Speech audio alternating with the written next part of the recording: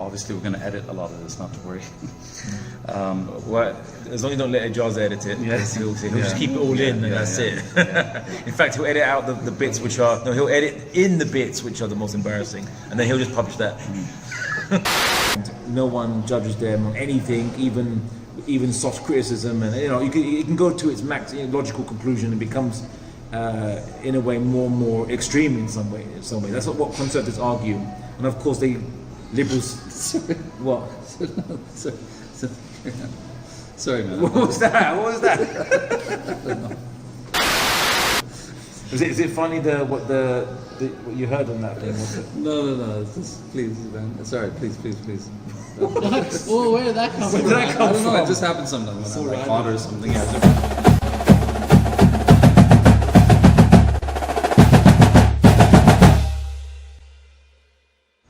Assalamu alaikum everyone, this is Sadat, and I'm here with someone very special, which is a friend, colleague, mentor, Abdullah Andalusi from MDI. So Abdullah just finished here at the I3 conference in Mississauga, Ontario, Canada. And how do you think the conference went? It was excellent. I think it was some funny moments, there was some insightful moments, and it was good vibe, very good vibe. Yeah. Nice community. For me, it was very refreshing because so much of it was dedicated to refuting the liberal infiltration into the Muslim community in Canada, and everything was discussed. Nothing was off topic, LGBTQ and feminism, and it wasn't just a politically correct approach to these topics. So for me, it was very refreshing, and without knocking RIS, which is Reviving the Islamic Spirit Conference, but actually this I3 conference was more, it revived my spirit even more, than RIS. Alhamdulillah. Yeah.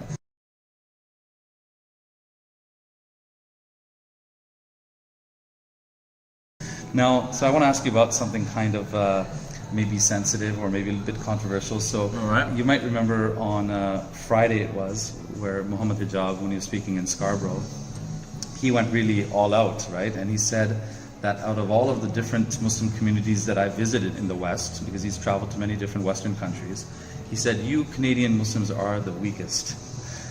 You Canadian Muslims are the most lousy examples of a Muslim community that I've met.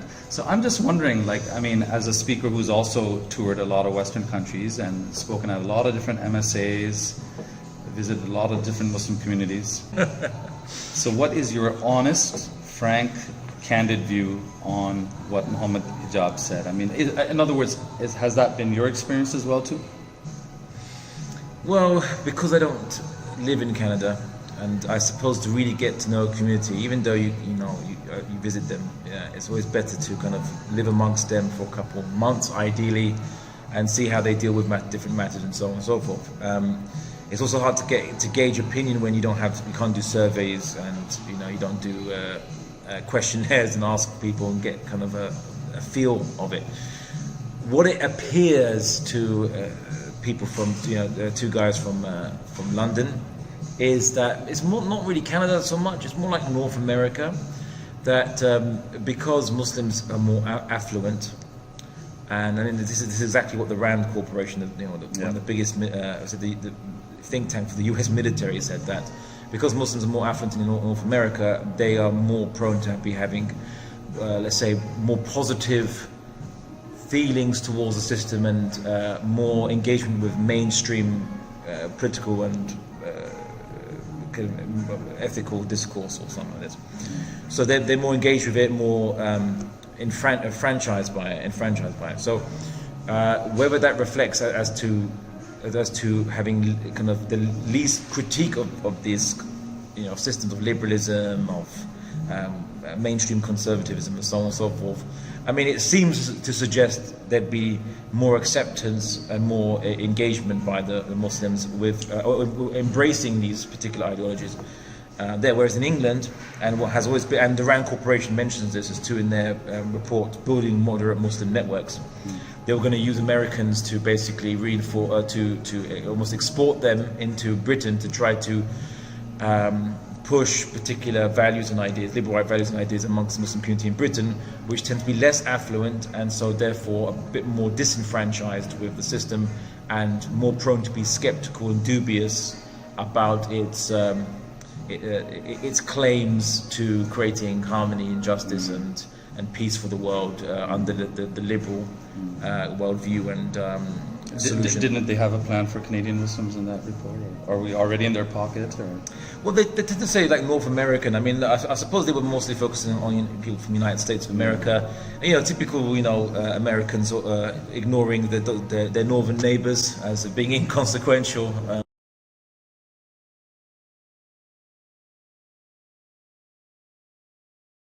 Certainly in Britain, Muslims are a little more, let's say, skeptical about these kind of mainstream ideas.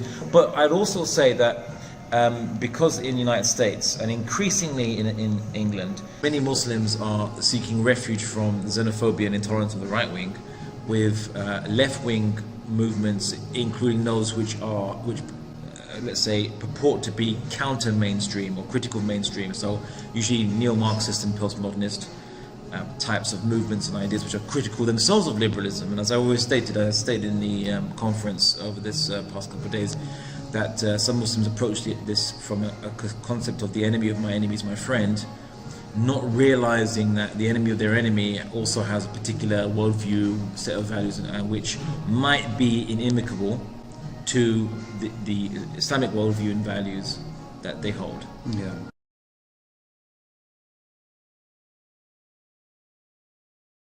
I mean, on a related note then, the question, because you weren't there on Friday evening, my question to Hijab, which kind of triggered that comment about Canadian Muslims, I think it was for last year's RIS, it might have been for the 2018 RIS, that Jordan Peterson was actually one of the advertised speakers for that conference. Even a lot of people here don't know that. So his photo was originally on the flyers that were distributed. But then what happened is a lot of young Muslims, a lot of Muslim like social justice warriors and young Muslims active on social media, they protested and they wanted Jordan Peterson taken off. And I mean, obviously RIS must have caved into that pressure, so his name was taken off. Now here's the thing, I'm actually happy that he was taken off because he's referred to our Prophet ﷺ as a warlord, right? So he's referred to our Prophet disrespectfully.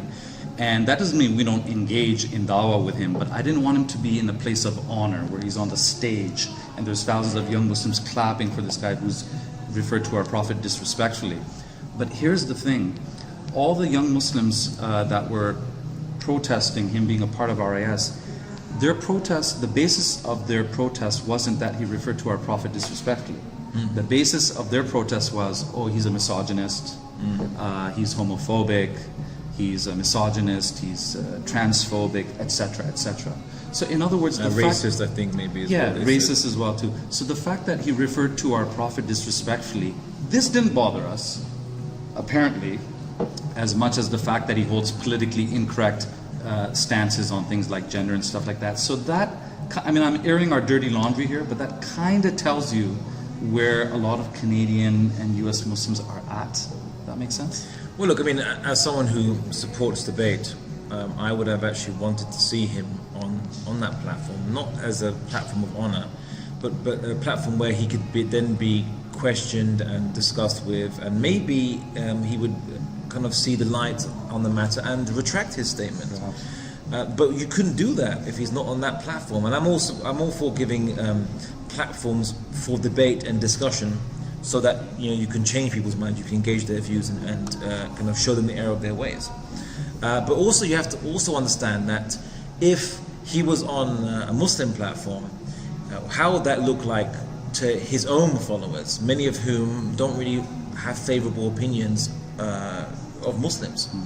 They'll say, oh look, Jordan Peterson's willing to attend a platform Muslim, and Muslims have given him a platform as well, right? So we organised debates, and we've been part of debates involving the far right in the UK to challenge them, and we did this. That's what we did. We challenged them on these platforms, and proved them wrong, and they were unable to answer questions of rhetoric that usually goes unchallenged by them, by their supporters. You understand? So I always see the utility of debate personally. So I would disagree. I thought it was a missed opportunity that he was not allowed to have that platform. But I do share your concern that the reasons you see the problem, yeah. That the reasons why he wasn't given that platform was because he offended left-wing politics, left-wing morality, and so on and so forth. And that's it is quite worrying. Yeah, it is quite worrying.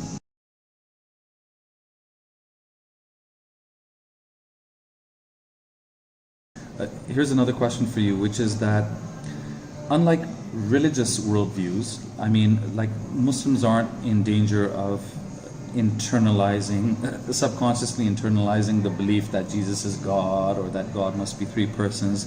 But liberalism is different, and by liberalism, in a nutshell, I mean like just individualism and the idea that the individual is paramount. Sovereignty of the individual above all things, including religion and God.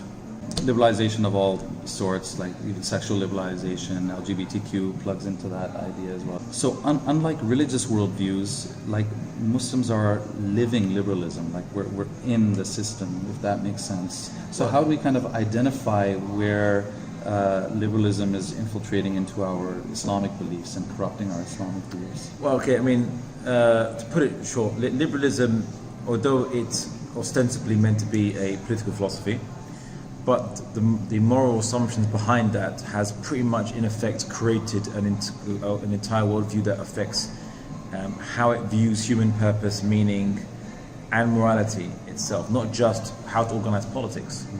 So example in that is that the liberalism now has this worldview whereby humans own their own selves, their own bodies, even though they didn't make themselves, of course, and it excludes a real conception of we being creations of a higher power that made everything, and made the universe, and made all the processes that we are amongst.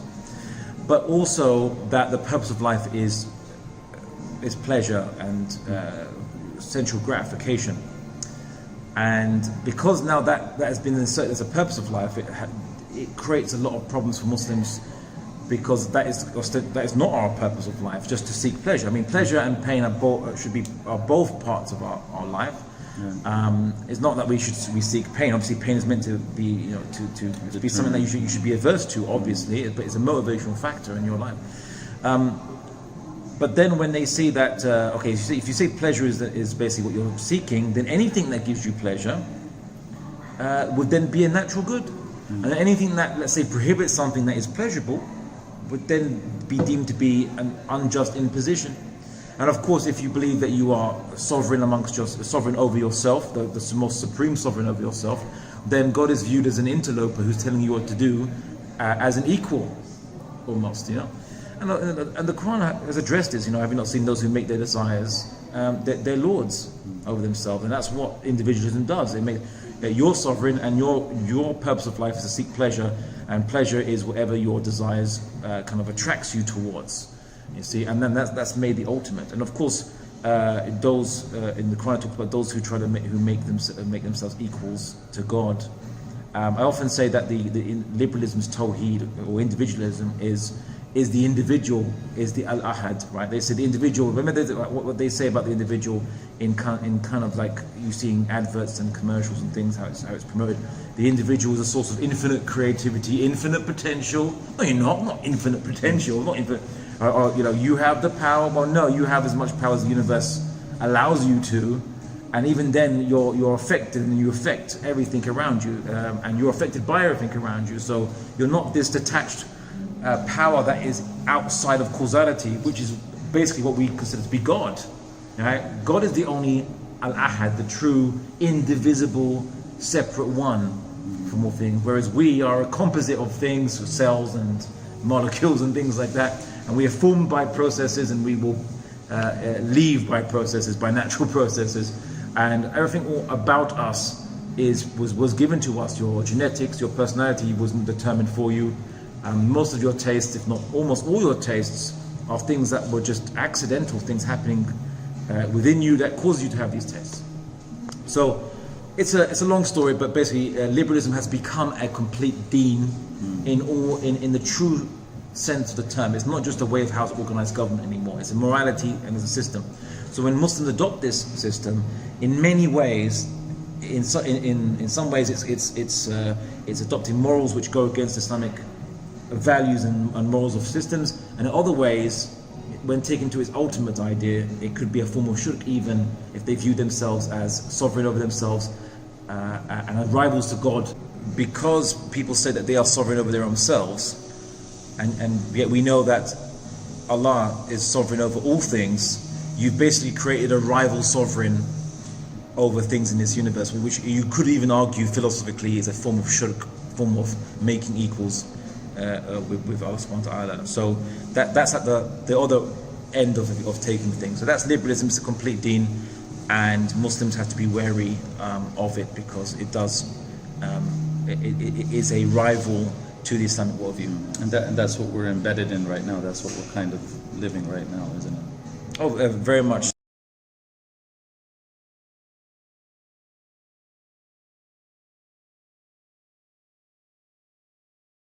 Like, just to be clear, so for Muslims in a Canadian context, for example, so we have the Conservative Party with a capital C, and we have the Liberal Party with a capital L. These are basically the two major parties. And then you have the NDP and Green Party and Bloc Quebec. So in the Canadian context, even the Conservative Party with a capital C, it's still a liberal party, right? It still falls under the umbrella of liberalism as the dominant political ideology, isn't it? Okay, so the Western madhahib, I have a course coming up about Western, the madhahib, understanding the school of thought in the West. So long story short, liberals with a capital L and conservatives of capital with a C, or maybe I should say a smaller case C, the two madhahibs of the Western Enlightenment, conservatives and liberals with a capital L. So the liberals, they both believe in individualism, right. and the individual is sovereign. They both agree. They just have a different manhaj or method to protect those things. So the liberals believe that it's primarily through implementing the laws and rights which maximize the protections of the individual, and they're happy to change all culture and traditions and everything to make the laws and the culture the most conducive for individuals. Whereas conservatives disagree on this, and they say no, the best way to guarantee the rights of individuals is look at the historical institutions and systems that gave rise to individualism and the rights of the individual, and preserve those things, because those things are what led to this situation we have today, where we have individualism and liberalism being implemented. So institutions and traditions are more important than just making new legislation again and again and again to maximize and to protect the rights of individuals, more than the institution that gave rise to individualism in the first place. So that's the two schools of thought between the two. So they agree on individualism and those things. That's why they always agree on it. They won't disagree on that, but they disagree on usually on institutions versus just pure legislation. And some people call it cultural re-engineering. So liberals are very much for changing culture to better fit their pure utopic ideal of a society where individuals are never peer pressured into anything other than whatever they want to do, and whatever that might be. Okay, well, I hope you have a safe trip back to the UK. Jazakallah khair, man, that was great. Everything that you shared with us was very, very beneficial. I hope you have a smooth journey back home, that you get a good rest. And just want to wrap up with any final advice to Canadian Muslims? We'll leave it at that. Bye-bye, Timmies. Bye-bye.